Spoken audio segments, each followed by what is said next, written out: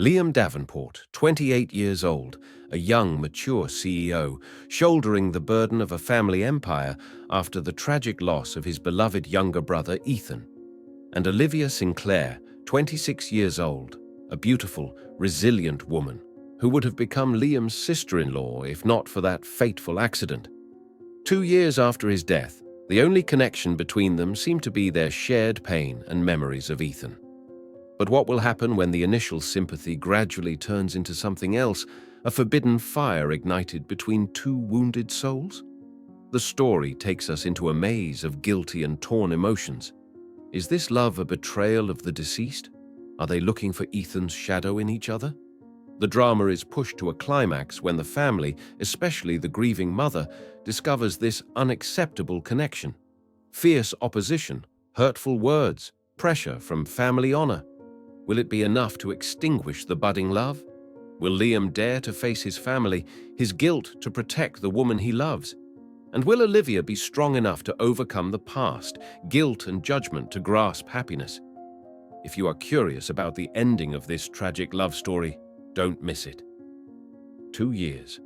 It has been exactly 2 years since fate took Ethan Davenport away, leaving an unfillable void in the Hawthorne family and in the hearts of those who loved him.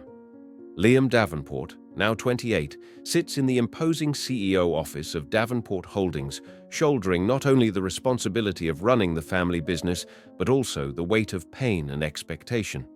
He is the eldest brother, the one who always has to appear strong and mature, the support for his failing parents, and the successor that everyone looks up to. This historic building in the heart of Philadelphia is a symbol of the family's strength, but for Liam, it also holds too many memories of Ethan. The energetic, charming, and energetic younger brother, the complete opposite of his serious, introspective exterior. He skims through the financial reports with intense concentration, but sometimes, then, his eyes accidentally stopped at the small photo placed on the corner of the table, a photo of the two brothers smiling brightly on a sailing trip years ago before the tragic car accident. A soft sigh escaped. He tried to bury himself in work, trying to be the son, the leader his family needed, but the pain of loss still smoldered, and the feeling of survivor's guilt sometimes crept into the quiet of the night. He maintained a minimal, polite contact with Olivia Sinclair, the beautiful, intelligent 26-year-old woman who had almost become his sister-in-law. They had been close when Ethan was alive, but now there was an invisible wall of awkwardness, pain, and unspoken things separating them. He knew she was trying to rebuild her life, working as an art teacher at a community center, and he respected that independence and strength. He only called occasionally to check in, mostly out of duty, because he knew his parents, especially his mother, still considered her a living memory of Ethan. Olivia, for her part, was also struggling with her own path. The small apartment in Old City that she rented after leaving the house she shared with Ethan had become a refuge, where she faced her pain alone and tried to find joy in colors and brushstrokes. She still maintained a good relationship with Mr. Davenport, a quiet and kind man, but felt awkward and a little distant with Mrs. Davenport. She still called her often, invited her to dinner, but there was always a deep sadness in her eyes and a clinging to the past that made Olivia feel heavy. The connection with Liam was even more awkward. They rarely spoke directly, only sending polite messages to ask about the holidays.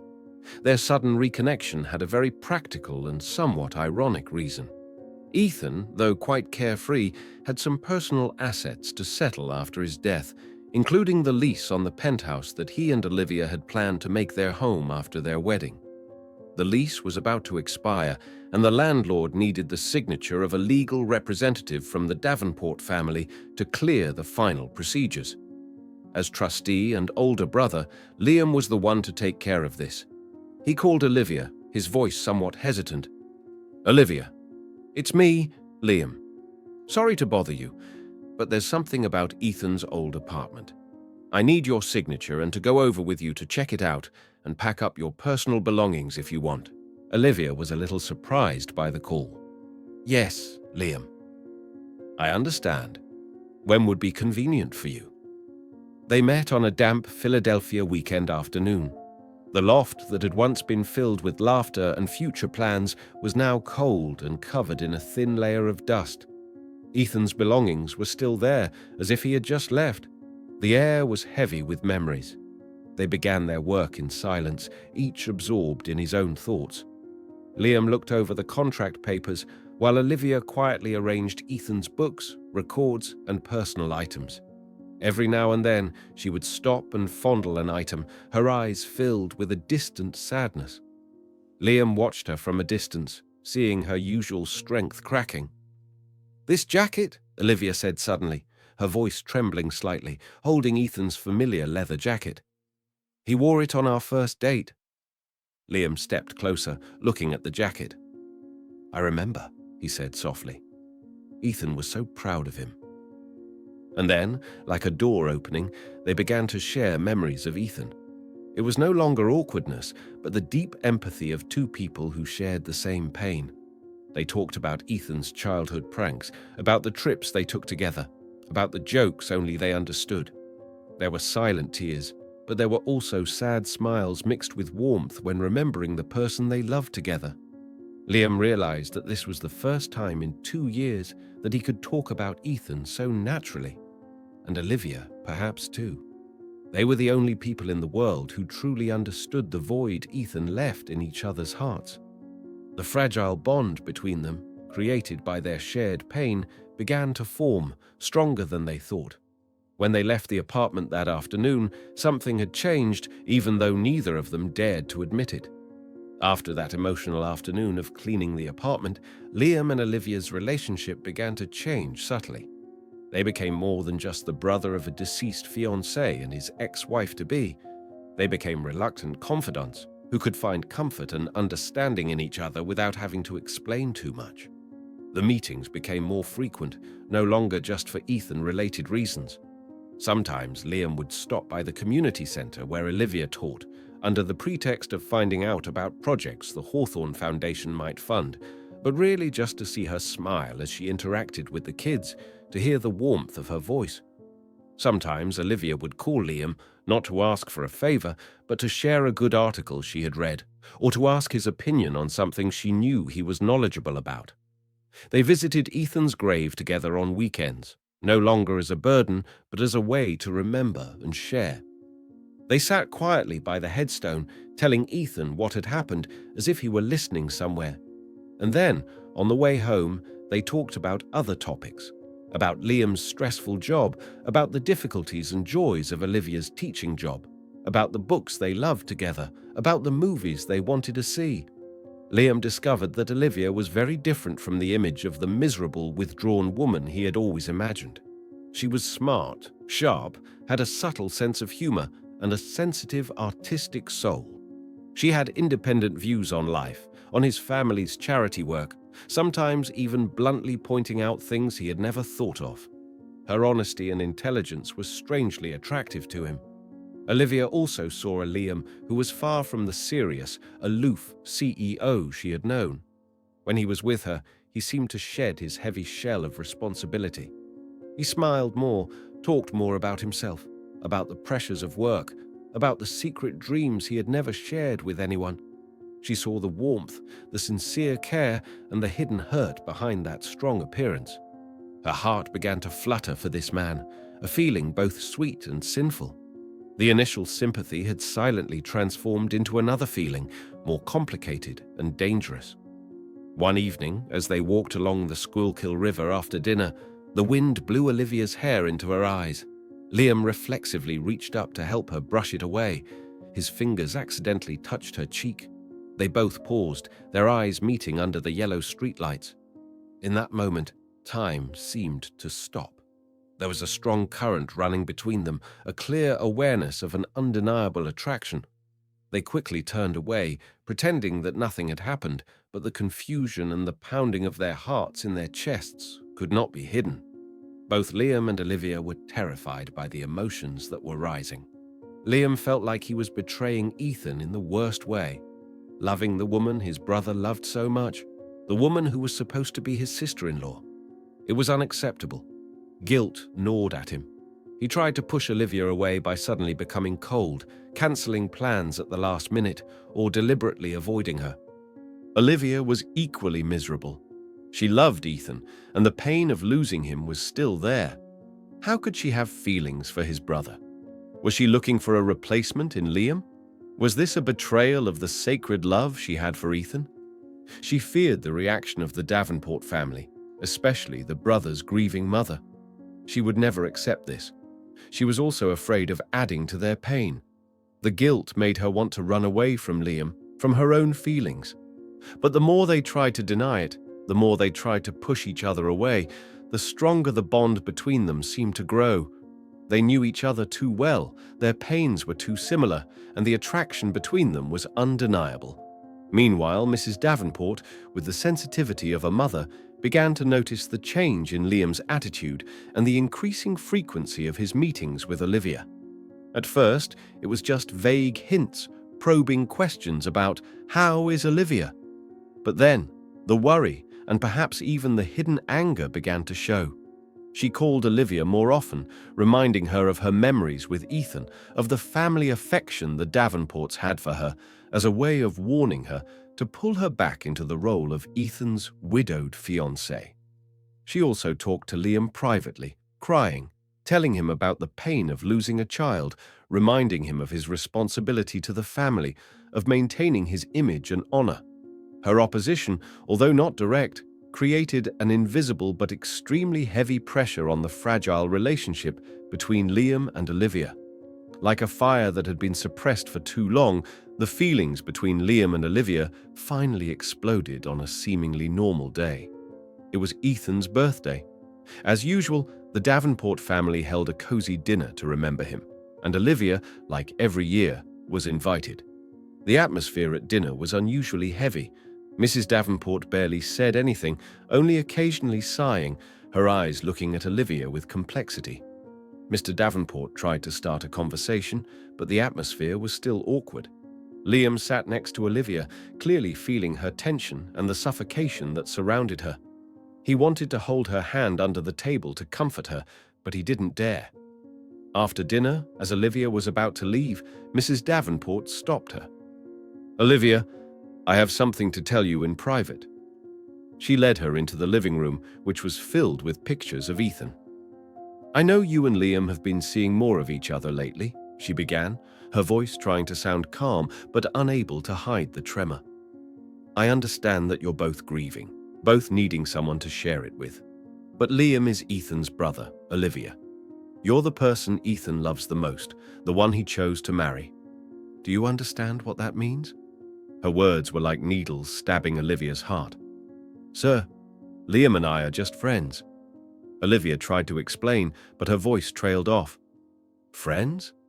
Mrs. Davenport smiled faintly, a pained smile. "Don't lie to me, and don't lie to yourself. I'm your mother. I see it all. You're hurting Ethan's memory. Do you know that? You're betraying his love."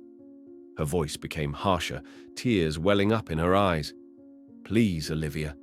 For Ethan's sake, for the love our family has for you, stop before it's too late. Let Ethan rest in peace." At that moment, Liam, worried, went to find Olivia and overheard the end of the conversation. He entered the room, his face filled with anger and pain. "Mom, enough," he interrupted. "You have no right to talk to Olivia like that." "Liam?" Mrs. Davenport turned around, stunned.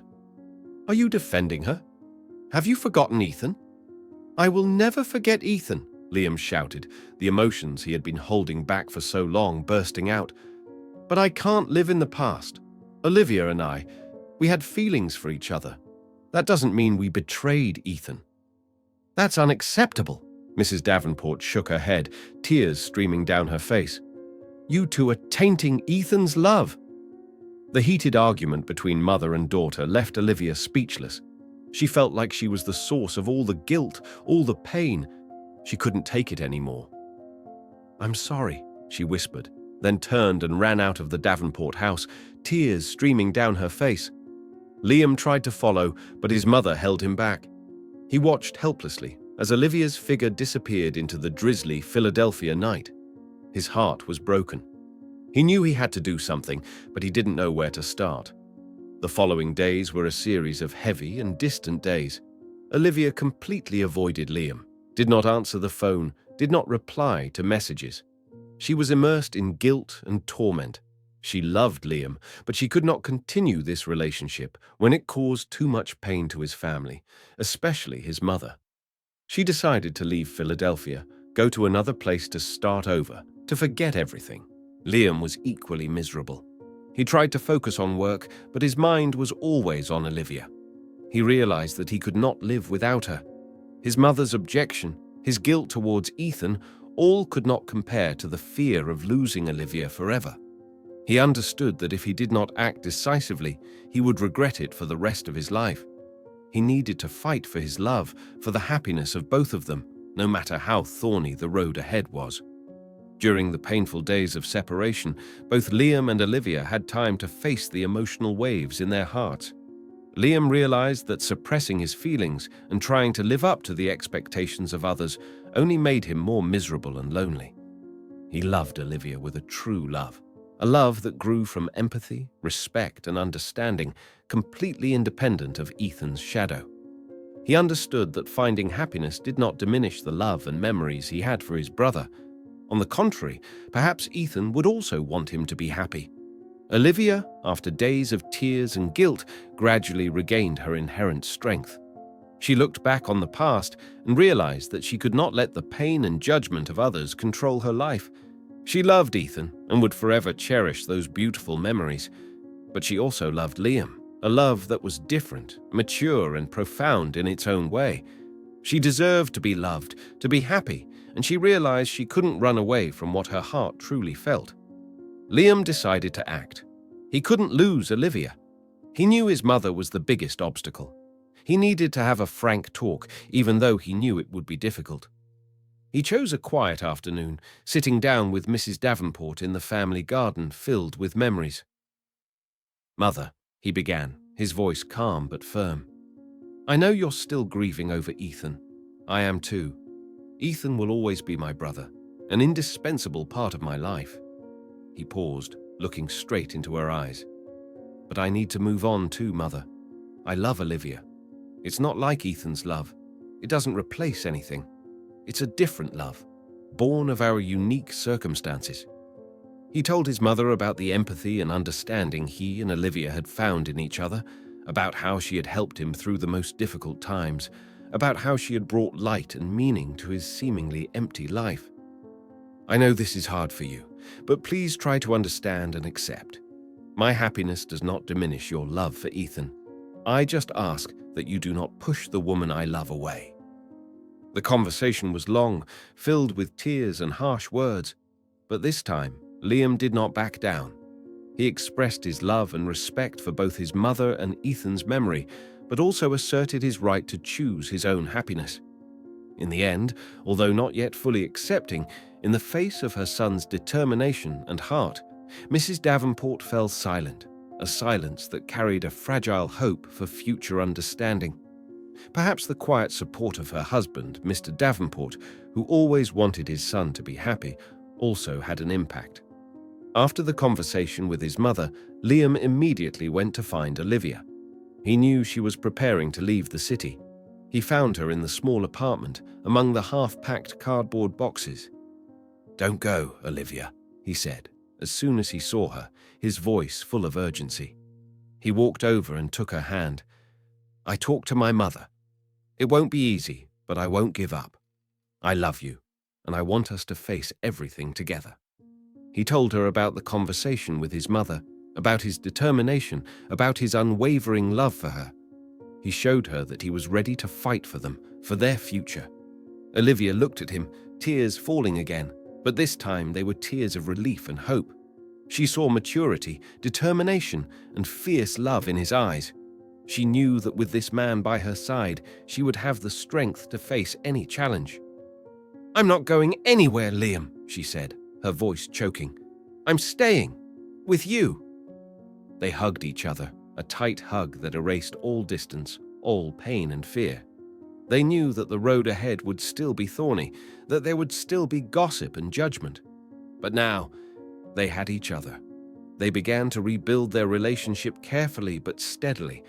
They learned to honor Ethan's memory in a healthy way, not through pain and torment, but through meaningful actions. Together, they set up a small scholarship fund in Ethan's name, supporting talented but disadvantaged art students, a way to turn pain into hope, to keep his name associated with good things. Their relationship with Mrs. Davenport gradually improved, albeit slowly. She began to see true happiness in Liam's eyes, saw Olivia's sincerity and kindness, and perhaps she also began to accept that love can blossom in the most unexpected ways. One weekend afternoon, Liam and Olivia walked together in Rittenhouse Square Park, hand in hand. The golden autumn sunlight filtered through the leaves. They stopped on a bench, quietly watching the children play. "I thought I'd never be able to love again after Ethan died," Liam whispered, squeezing Olivia's hand. "Me too," Olivia replied, resting her head on his shoulder. "But maybe it was the pain that brought us together, that helped us understand and heal each other." They looked at each other, a peaceful and understanding smile on their lips. The sadness of their loss would never completely disappear, but now it was no longer a burden that prevented them from finding happiness. They had found salvation in their love for each other, a love that blossomed from the ashes of their memories, proving that even in the deepest pain, the heart can still find reasons to love and hope again. Thank you for taking the time to listen to this story. If you enjoyed this content, don't forget to click like, share this story with your friends and family, and subscribe to the channel so you don't miss out on more meaningful stories.